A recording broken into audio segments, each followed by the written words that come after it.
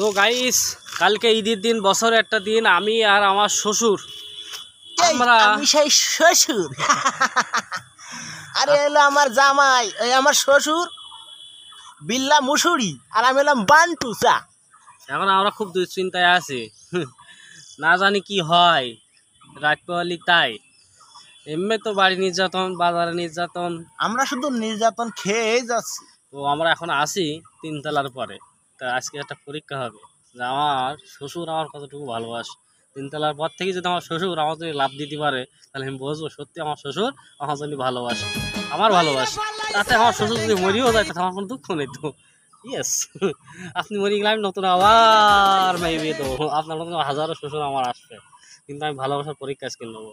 দেখা যাক, সরিয়ে দেখা যাবে না। পরীক্ষা নাই আমার নিবা, আমার ফেলা যায় যেন তুমি ফুরি যাই। তো দেখা যাক, তাহলে তুমি বলো লাভ দিবা বলা কোন? চলো হাঁটো, চলো আমরা সবাই দেখি জামাই লাভ দেয় কিনা। এই যে এখান থেকে এই 4 তলার পর থেকে জামাই লাভ দেবে। হ্যাঁ, তুমি রেডি? ইয়েস, আমি তোমার জন্য মরতে পারি শোনা। তুমি না আমার শ্বশুর, শ্বশুর বলি কথা। রেডি, 1 2 3।